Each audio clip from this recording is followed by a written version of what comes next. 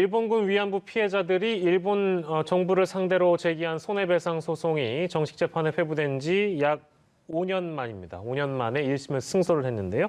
법원의 판단 배경 저희가 짚어볼 거고 의미 또한 짚어보도록 하겠습니다. 두 분과 이어서 함께 할 텐데요. 자, 먼저 5년 만에 첫 판결입니다. 제가 말씀드린 그대로인데 어떤 의미가 있다고 봐야 될까요, 평론가님? 일단은 역사적인 의미, 두 번째는 인권적인 차원을 생각해 봐야 되겠죠. 많은 분들이 저게 이제 1심에서 이겼다고? 무슨 일이지? 일본과 이미 여러 가지 갈등을 빚고 있는 거 아닌가? 돌이켜보시면 2017년의 사건은요. 강제징용 노동자에 대한 배상 판결입니다. 이것도 이제 위안부 사건을 필두로 해서 또 그 와중에 이제 정신대라고 부르는 근로정신대가 또 따로 있고요. 네. 초기에는 이게 혼용되기도 했었지만 90년대 이후에 이 일제 치하에서 이 피해를 받은 워낙 다양한 분들이 계셨던 거예요. 사할린에서 돌아오지 못하는 한인들도 있는 겁니다. 근데 이제 이런 상황에 대해서 강제징용 노동자에 대한 판결을 이걸 이제 박근혜 정부 때 내렸어야 하는데 계속 미루고 있다가 결국은 이제 대통령 탄핵 이후에 역사적인 판결이 내려졌죠. 그리고 이제 이번에는 위안부 할머니들에 대해서 첫 번째 1심의 승소가 처음 나온 거예요. 그럼 이제 2심과 대법원까지 가겠죠. 앞으로 시간이 또 걸리겠죠.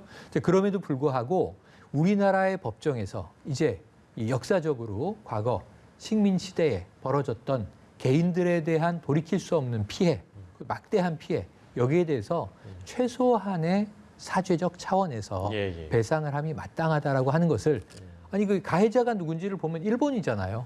이게 식민지와 피식민지의 관계에서 국가적 차원에서 침탈이 이루어졌던 것이지 뭐 일본의 특정 기업이 들어와서 뭐 우리를 지배했습니까? 아니면 일본의 뭐 특정한 어떤 세력이 들어와서 했습니까? 그러니까 결국은 일본 정부가 가해 책임을 다 질 수밖에 없는 구조이거든요. 그래서 이것은 매우 역사적인 의미와 함께 아까 이제 일본 쪽의 논리도 있습니다만 인권 문제에 관한 한은 우리가 인정해 줄 수 없는 이 예외 조항이 될 수 있다. 왜냐하면 정상적인 상황에서는 저는 주권 면제가 당연히 작동할 수 있죠. 국가의 주권이 인정되죠, 대부분은. 그런데 완전히 비인도적인 일을 벌인 상황에서 우린 국가이기 때문에 모든 잘못을 면책받는다라는 것은 도대체 이건 인정해 줄 수가 없는 어려운 대목이다. 우리는 이제 정상의 길로 가고 있다. 이렇게 보여집니다. 재판부의 판단 이후 저희가 짚어볼 텐데 그 전에 영상을 하나 준비했습니다. 법정에 나온 소송 대리인이 소감을 밝혔는데요. 그 내용 듣고 돌아오겠습니다. 정말 감개가 무량합니다. 오늘 이게 우리 일본군 위안부 피해 할머니들 그간 당했던 거에 대한 최초의 지금 판결이라는 의미가 있지 않습니까? 그러면 강제 집행이 가능합니까? 이렇게 이제 많은 기자분들이 묻는데 그 부분은 강제 집행이 가능한 그 재산이 또 있는지 조금 더 별도로 검토해야 될 사항이라서 오늘 지금 그 적답은 조금 힘듭니다. 소송 대리인의 입장 듣고 왔고요.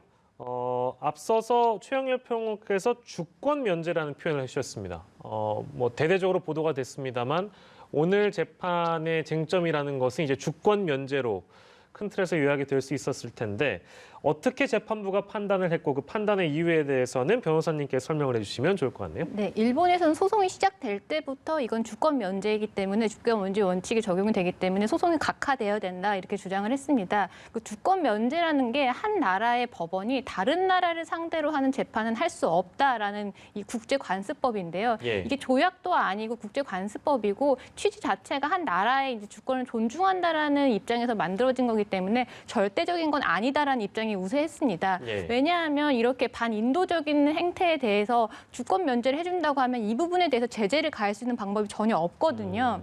근데 이탈리아에서도 예전에 독일 나치의 피해자인 사람이 독일 정부를 상대로 손해배상을 청구를 할 때 이 독일에서도 주권 면제를 반박을 했습니다. 그렇지만 이탈리아에서도 이런 반인도적인 범죄에서는 주권 면제가 적용되지 않는다라고 해서 이 독일의 주장을 배척을 하고 피해자의 손을 들어줬는데 우리나라 법원 역시 일본이 위안부 행태를 한 거는 이건 조직적이고 계획적인 반인도적인 범죄 행위다. 근데 이 반인도적인 범죄 행위에 대해서 주권 면제를 이유로 재판을 할 수가 없다라고 하면 예. 그 부분에 대해서는 사실 피해자들이 제재를 가할 수 있는 부분이 전혀 없기 때문에 예. 이게 절대적으로 적용되는 원칙이 아니다라고 분명히 했습니다. 예, 그렇습니다. 뭐 그 주권 면제라는 개념은 실제로 전쟁 이후의 재판 같은 것들이 타 나라에서 열릴 때 많이 이제 들어보셨던 개념일 거란 생각이 들고요. 이제 가해자를 심판할 때 이제 주로 그것을 인정할 수 있느냐에 대한 여부가 많이 쟁점이 되어 왔습니다. 그것이 이제 오늘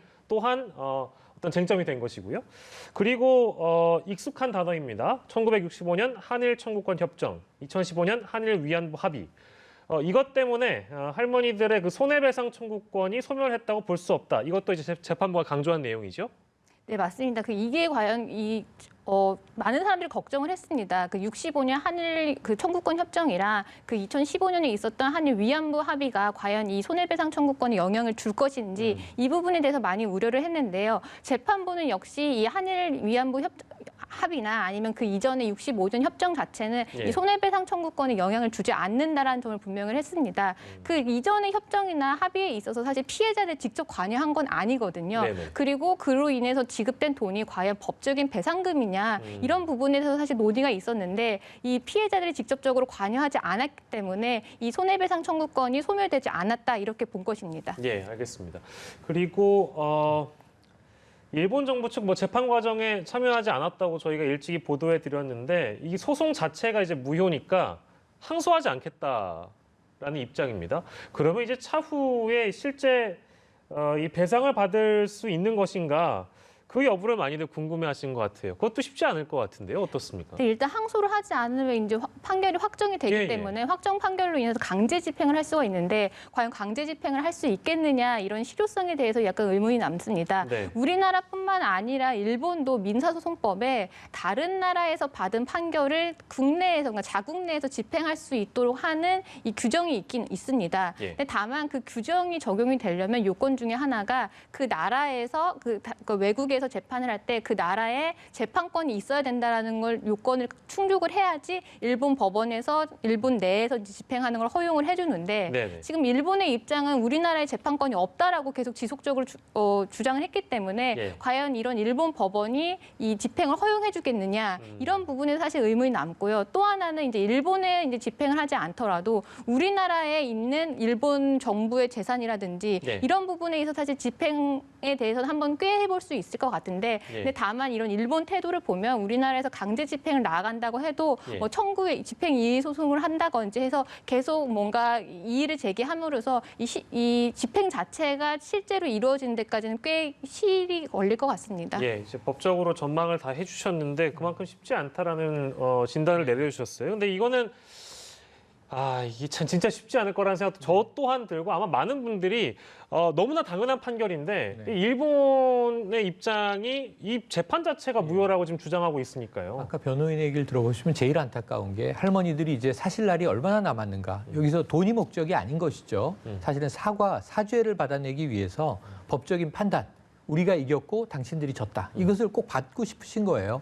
지금 이 긴 역사에서 이게 왜 최초의 판결인지를 생각해 보시면 영화로도 만들어졌는데 예. 허스토리라는 영화가 있는데요. 일본 법정에서의 재판이에요. 당연히 패소했죠. 일본은 인정하지 않았습니다. 그래서 국내 법정에서 이 문제를 제소하게 된 거고 두 번째는 I Can Speak라는 영화도 있었는데 이거는 미국 의회에서 그렇습니다. 일본 위안군 문제에 대한 결의안을 채택하도록 하는 영어를 배워서 간 할머니가 거기서 눈물의 연설하는 영화였어요. 그러니까 지금까지 법적으로 한 번도 이 할머니들에게 보상을 해라, 배상을 해라라고 하는 판단이 없었다는 거죠. 이제 이게 역사적으로 나온 거예요. 언제 우리가 해방됐습니까? 그 역사를 생각해 보면 이제 일본이 마지막으로 법이라고 하는 것에 우리가 호소하게 되는 것은 강제력 때문이에요. 자발적으로 수요 집회를 우리가 20년 넘게 했습니다. 그런데 일본은 인정을 안 하는 거잖아요. 근데 이제 법으로 그럼 당신들 재산을 우리가 법적으로 강제력을 행사할 테니 사과를 하시오라고 하는 요구인 거거든요.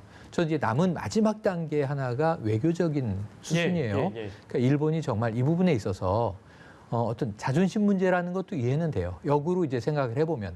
하지만 지금 우리가 독일과 일본을 비교할 때 독일이 얼마나 칭송받고 있는가. 예. 나치의 나라로 1, 2차 대전에서 정말 나쁜 영향을 줬고 인도적으로는 상상이 안 되고 용납할 수 없는 홀로코스트를 했음에도 불구하고 지금 독일의 메르켈 총리가 유럽에서 지도력을 발휘하고 있는 것은 끊임없는 사죄, 또 끊임없는 배상, 용서를 해줘야 하는 피해자가 이제 됐다 할 때까지 정말 사과하는 모습.